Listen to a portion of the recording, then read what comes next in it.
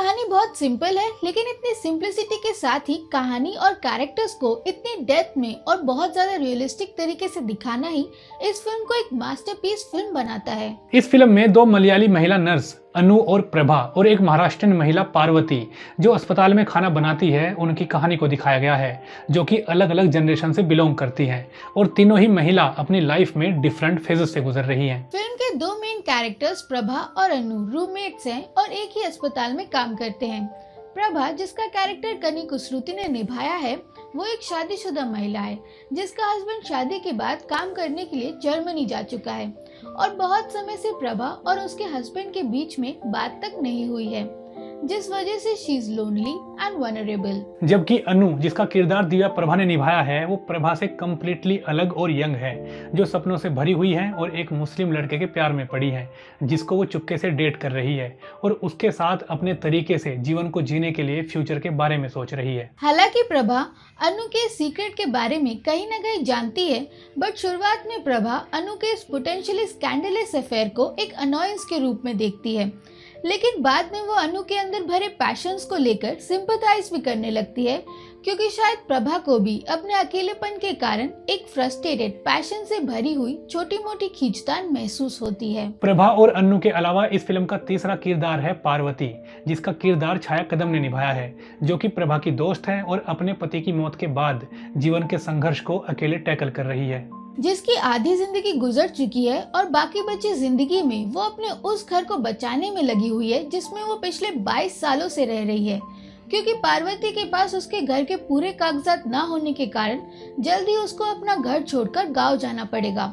जहां उनको रिलोकेट करने में मदद करने के लिए प्रभा और अनु भी उनके साथ उनके गांव जाएंगी। प्रभा के अकेलेपन, इंटरनल फीलिंग्स और साइलेंस को स्क्रीन के ऊपर बहुत ही रियलिस्टिक और परफेक्ट तरीके से दिखाया गया है। नॉट ओनली प्रभा का कैरेक्टर, इवन फिल्म के हर एक कैरेक्टर को बहुत ही सच्चाई और ट्रू इमोशन के साथ पेश किया गया है। एंड जिस तरह से ये फिल्म अपने कैरेक्टर्स की इंटीमेसी को दिखाती है, जैसे कि प्यार में पड़े दो लोगों के पर्सनल स्पेस को, वो एक दूसरे को कैसे देखते हैं, वो एक दूसरे के लिए क्या फील करते हैं एंड अपने इमोशंस को वो एक दूसरे के लिए कैसे शो करते हैं, ये सब फिल्म देखते समय आप भी अंदर से फील करने लगते हैं, क्योंकि ज्यादातर फिल्म डायरेक्टर्स इस चीज को इतनी अच्छी तरह से स्क्रीन के ऊपर पुल ऑफ कर ही नहीं पाते हैं। इसलिए इसमें तारीफ इस फिल्म की डायरेक्टर की भी बनती है, जो एज अ फिल्म डायरेक्टर अपने थॉट्स और सब्जेक्ट को लेकर बहुत ज्यादा क्लियर है और वो जो भी स्क्रीन के ऊपर दिखाना चाहती है उसको पूरे कॉन्फिडेंस के साथ अप्रोच करती है, जो कि एज अ फिल्म डायरेक्टर कई बार इतना आसान नहीं होता। इस फिल्म को फेमिनिस्ट भी कहा जा सकता है,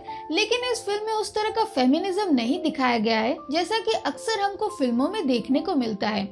जैसे कि ज्यादातर फिल्में जब भी वुमेन सेंट्रिक या किसी वुमेन कैरेक्टर के अराउंड बनाई जाती है, तो हम उस वुमेन वाले कैरेक्टर को बहुत ज्यादा रेवोल्यूशनरी और हीरो टाइप बनाने की कोशिश करते हैं, जबकि हम सब जानते हैं कि असलियत में वुमेन्स की लाइफ इस तरह से काम नहीं करती है। ये भी एक वुमेन सेंट्रिक फिल्म है, बट इसमें एक भी कैरेक्टर को इस तरह से नहीं दिखाया गया है। इस फिल्म में महिलाओं की अलग अलग जनरेशन के अपने स्ट्रगल्स और भावनाओं को बहुत ही डीप लेवल पर अलग तरीके से और रियलिस्टिक तरीके से एक्सप्लोर किया गया है। इस फिल्म की लोकेशंस इस फिल्म के कोर पॉइंट्स में से एक है। शुरुआत में इस फिल्म के सभी किरदार मुंबई शहर में रहते हैं, जिसको सिटी ऑफ ड्रीम्स भी कहा जा सकता है, एंड वहां पर वो लोग एक बहुत ही इनक्लोज लाइफ जी रहे हैं। सिटी ऑफ ड्रीम्स को इस फिल्म में बहुत ही अलग तरीके से प्रेजेंट किया गया है। ये फिल्म बताती है कि सिटी ऑफ ड्रीम्स में यानी कि मुंबई में लोग एक इल्यूजन में जीते हैं, क्योंकि इसके बिना वहां पर सरवाइव करना मुश्किल है। सेकेंड हाफ में ये फिल्म रत्नागिरी में शिफ्ट हो जाती है, जहां पर दिखाया गया है कि जब लोग स्ट्रेसफुल लाइफ से बाहर निकलकर अपने विचारों को खुलेपन की आज़ादी देकर अपने आप से मिलते हैं, तो अपने अंदर के उस किरदार को बाहर निकाल कर फिर से जीना शुरू कर देते हैं, जो बरसों से आपके अंदर कहीं पर गुम हो गया था। इस फिल्म का म्यूजिक स्कोर भी बहुत इंटरेस्टिंग है, जिसमें मोस्टली पियानो के साउंड का इस्तेमाल किया गया है। इवन इस फिल्म की शूटिंग के दौरान जो बैकग्राउंड नॉइस रिकॉर्ड हो जाती है, उसको भी बहुत ही ब्यूटीफुली बैकग्राउंड स्कोर की तरह इस्तेमाल किया गया है, जो कि कई बार सीन्स के पूरे नैरेटिव्स को बदल देता है। एंड इस तरह की क्रिएटिविटी फिल्मों में बहुत कम देखने को मिलती है। फिल्म में जितने भी किरदार हैं, उन सभी ने अपनी बेस्ट परफॉर्मेंस दी है। एक्टिंग के प्रोस्पेक्ट से कहूँ तो मुझे नहीं लगता कि इससे ज़्यादा नेचुरल और अच्छी एक्टिंग हो सकती है। स्पेशली प्रभा का किरदार निभाने वाली कनिक कुसरुती ने जिस तरह की एक्टिंग इस फिल्म में की है, मैं समझता हूँ कि उनकी इस परफॉर्मेंस के लिए उनको नेशनल और इंटरनेशनल रिकॉग्निशन जरूर मिलनी चाहिए। ये फिल्म 77 केन्स फिल्म फेस्टिवल में फीचर की गई और पिछले 30 सालों में ये पहली भारतीय फिल्म है जिसने केन्स के मेन कंपटीशन में कम्पीट किया हो। और ना सिर्फ कम्पीट बल्कि इस फिल्म ने केन्स का दूसरा सबसे बड़ा ग्रैंड प्रिक्स अवार्ड भी अपने नाम किया और इतिहास रच दिया। इस फिल्म को दूसरी सबसे बड़ी उपलब्धि तब मिली जब 82nd गोल्डन ग्लोब अवार्ड में इस फिल्म को best motion picture non English language and best director motion picture की कैटेगरी के लिए 2 नॉमिनेशन मिले। और साइट एंड साउंड मैगजीन की annual list of 50 best movies of the year की सूची में भी ये फिल्म पहले स्थान पर रही। इवन ऑस्कर्स 2025 के लिए फिल्म फेडरेशन ऑफ इंडिया के पास इस फिल्म की ऑफिशियल एंट्री भी की गई थी। और न सिर्फ इंडिया बल्कि फ्रांस ने भी इस फिल्म को ऑस्कर्स 2025 के लिए शॉर्टलिस्ट किया था। एंड इन सब के अलावा इस फिल्म को राष्ट्रीय और अंतर्राष्ट्रीय स्तर पर दुनिया भर के कई बड़े फिल्म फेस्टिवल्स में अलग अलग कैटेगरी के अंदर बहुत सारा अप्रिशिएशन और अवार्ड्स मिले। A night of knowing nothing के बाद राइटर डायरेक्टर पायल कापाडिया ने सिनेमाटोग्राफर रणबीर दास के साथ फिर से काम करते हुए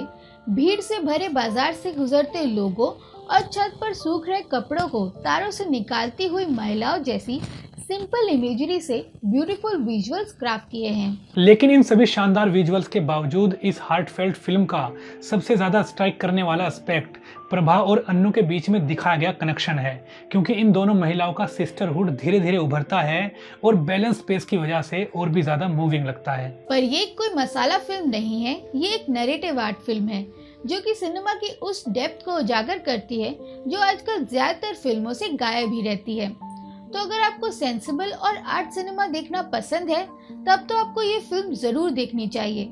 वरना तो आप इस फिल्म को अवॉइड ही कीजिएगा। इस वीडियो में हम बात कर रहे थे film All We Imagine As Light की, जिसको पायल कपाडिया ने बनाया है और एज अ फिल्म डायरेक्टर ये पायल कपाडिया की डेब्यू फीचर फिल्म है। इससे पहले पायल कपाडिया ने साल 2021 में a night of knowing nothing नाम से एक डॉक्यूमेंट्री फिल्म भी बनाई थी और उसके लिए भी पायल कपाडिया को केन्स फिल्म फेस्टिवल 2021 में बेस्ट डॉक्यूमेंट्री फिल्म का अवार्ड मिला था।